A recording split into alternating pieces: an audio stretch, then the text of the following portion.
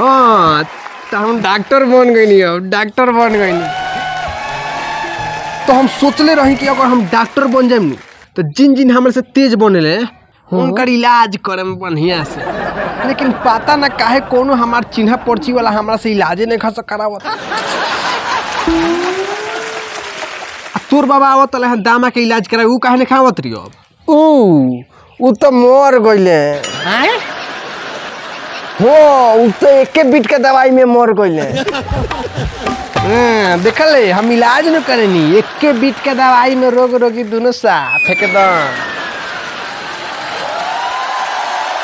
हम तो अपना खानदान के सब जना के इलाज कर दिले बनी। तो सब कोई हमरा बॉबी लिखा। हाँ तब कमजोर डॉक्टर बुझला हमरा की। तोर बाबा तो 10-15 दिन टाइम ले रहे नु, हम तो जब अपना खानदान के लेके इलाज कर रहे तो 2 से 3 दिन में खत्म, एकदम जोर से खत्म। डॉक्टर साहब, हे डॉक्टर साहब, केने वाली जी? अरे हे देवानी, आओ आओ। ई के हो? ई हमार हस्बैंड हवे। अरे उ तो देखिए के बुझाता। उ कैसे डॉक्टर साहब? देखा बाबू, जेकरा हंसी के बाज गोल होके बैंड, जेकरा हंसी के बाज गोल होके बैंड, ओकरे के कहल जाला हस्बैंड। अच्छा छोड़ा उ सब, केकर इलाज करे के बा? इनकरे इलाज करे के बा। इनकर तो इलाज तू बढ़िया कइले बारू, अब का इलाज करे के बा? हाँ डॉक्टर साहब, इ तो रास्ता पर हमार इलाज करत ले आइल बिया, पूछी मत। अरे ढेर मत बोला, अब घर जाए के बा। अच्छा थोड़ा जाए दो, इनका भइल का बाई बताओ पहले। अरे का बताई डॉक्टर साहब, गोड़ थरथराता, देह भराता, आ दिन भर में नतिया 3 छिपा खाते। आए गोड़ थरथराता, देह भराता, आ 3 छिपा खाता तो कहाँ जाता? अरे का जानी कहाँ जाता। इ तो हमरी वाला बीमारिया बुझाता। पहले तो ये इतना फरहल रहले हैं कि दिन भर में 3 मोटा कपड़ों फीस देते रहले हैं, आ 3 टाइम खानो बना देते रहले हैं। आ ओकरा बाद जब घर अगन क के घर में आई ने, आ हमार सुतल सुतल देह बथत रहिल, तब देहो दाब देते रहले हैं। बड़ा सुंदर स्वभाव रहल। मरद आदमी बड़ा मर्दी, एकदम हमरे लेखा। इनकर ऐसा काम रहे कि पूरा नैहर में हमार नाम रहे। हाँ नाम रहे कि मर्द एक और गुलाम रहे।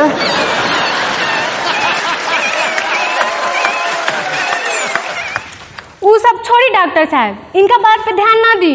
इनका कमजोरी हो गई बा, इनका ताकत नहीं खे मिलत।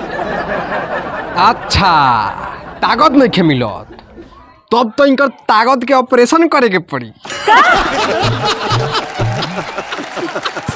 ताकत के ऑपरेशन? ताकत के ऑपरेशन कहाँ होला? अरे ना होला, काहे कि जब का डॉक्टर लोग का करे ना आवेला, लेकिन हम एजा के डॉक्टर थोड़े ना हई, हम अमेरिका से डिग्री किन ले आइल बनी। का डिग्री किन ले आइल बनी? तब तारा का बुझाता कि फोकट में आइल बा, रोड पर के 10 कट्ठा जमीन बेचाइल बा, तब जाके किन आइल बा। टेंशन मत लो, भल एक बाबा के खोखी के ऑपरेशन कैले रहनी है कि एकदम जोर से खत्म हो गईले हैं। अच्छा तो ऑपरेशन हो जाए तो पहले नियर फरार हो न जइहन। का फरहर? इ तो एकदम बेयार हो जी हैं, बेयार। पहले 3 मोटा कपड़ा खिंचवावत तलू हा, अब 30 मोटा कपड़ा खिंचवाबू तब कोनो फर्क ना पड़ी। हाँ, आ खर्चा कितना लगी? खर्चा का लगी? खर्चा कुछ ना लगी, बस 30-40 हजार रुपया लगी। का 30-40 हजार रुपया?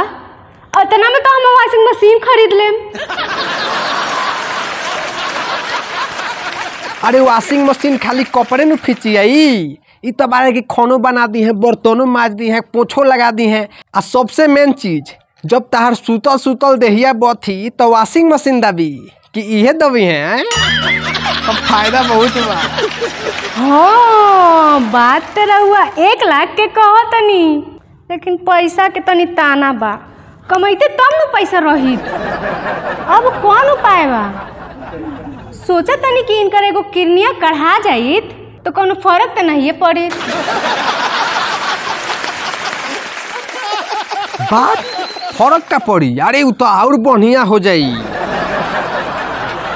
किडनी में वजन नहीं होला 10-20 ग्राम, तो बेमतलब के ढोआ तरह जब एक गो किडनी से काम चल जाई तो 2 गो ढोला के का फायदा बा?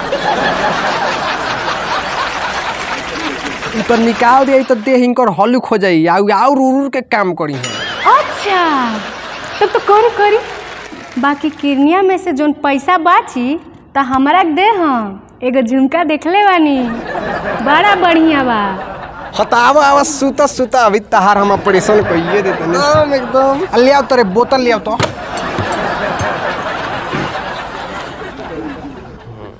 हाँ तब बोली रुआ कितना में बेहोश हो जाए? अरे ले आई ना डॉक्टर साहब, एकर तो पेनी में धले बा, ई पूरा घींच जाएम हो। अरे ई का करतनी? चुप, बिल्कुल चुप। तोरा बुझात नहीं खे?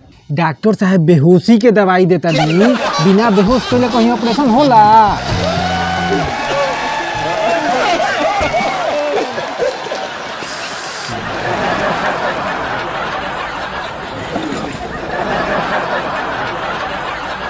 ऑपरेशन तो हो गए, अब निकाल साटल जाओ। निकाल तुम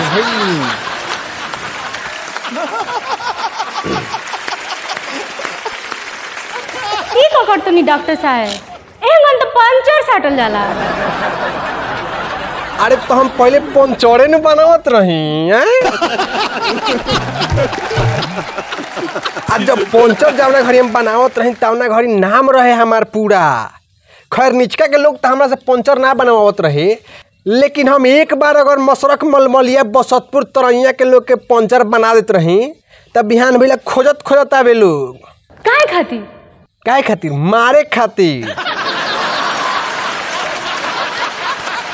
देखो हमार शुरुए के सिद्धांत हो कि पंचर होके चाहे बीमारी हम एकदम जड़ से खत्म करेनी। जड़ से पंचर कैसे खत्म कइल जाला? अरे माइंडियर आदमी है हम, पंचरे बनावत में इतना ना पंचर कर देते रही कि बिना ट्यूर बदलने कोनो उपाय नहीं है। तो पंचर जड़ से खत्म हो गल कि ना बोलो? अच्छा तेरा वो पंचर साटर डॉक्टर कैसे बन गई? अरे वो तो हम कोरोना में बन गई नहीं। हाँ अब पूरा गांव में कोरोना फैलल रहे, एकदम बुखार से लोग मरत रहे या डॉक्टर कोनो सुई देवे आवत ना रहे लोग। तब हम का कहनी कि एकदम हम जाके सुई देवे के सीख लेनी और ओकरा बाद गांव के लोग सुई देवे के शुरू कर देनी। तले लोग डॉक्टर साहब कहे लगा। तब हम कहनी कि ना। और ओकरा बाद जाके हम एगो उजर जैकेट किन लेनी, एगो आल्हा किन लेनी, खूब सुंदर बढ़िया डुप्लीकेट डिग्री किन लेनी। केने बड़े डिग्री है होई होने कहीं बेरी। हाँ कोनो बात ना। और ओकरा बाद एगो टेबुल कुर्सी लगा के डॉक्टर बन गई। हमें करे का बा? डॉक्टर बहुत कामयाब निकल गए। अच्छा ठीक बा, इनकरा के जल्दी से होश में ले आई, सब काम वैसे पड़ल बा। अच्छा होश में ले आवे के बा? हाँ होश में ले आओ तनी, अभी साट देवे दो। केंगो होश में ले आओ जल्दी। नींबू चटाई, चटाओ जल्दी तुरंत। ऑर्डिनरी डॉक्टर माइंडियर आदमी है हम, माइंडियर।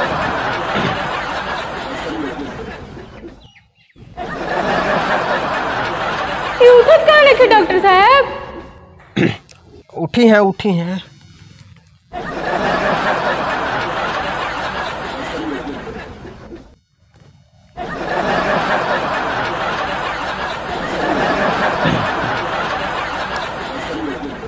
ये अब ना उठी हैं, अब ये उठ गई बड़े। बाकी तू टेंशन मत लो, एगो किडनी कढ़ाई लो, अब दोनों निकाल दिए। अब एगो हाथों निकल जाइए, आँखों निकल जाइए, सब अब पाट पुर्जा बेच के एकदम राज कर पूरा जिंदगी में। कोनो टेंशन के बात नहीं है। आ झुमका का है एकदम मंगलसूत्र जौन मन करे तौन की ना जाके, एकदम टेंशन मत लो, निकाला तो नहीं सब अभी। हाँ तो प्रणाम सब कोई के। अगर ये वीडियो अच्छा लागल होखे तो एकरा के एगो लाइक करी और कमेंट जरूर करी। हम कमेंट बहुत पढ़ेनी, बहुत अच्छा लगेला कमेंट पढ़ के। तो कमेंट करी, लाइक करी और शेयर करी ज़्यादा से ज़्यादा। और ये चैनल के सब्सक्राइब करी ताकि अगला वीडियो रुआ देख सकी। और एगो हमारा और चैनल बा JP यादव ऑफिशियल, जाके सब्सक्राइब कर लोगन ओकरो के महाराज। ऊपर आवे वाला बा बहुत अच्छा अच्छा वीडियो।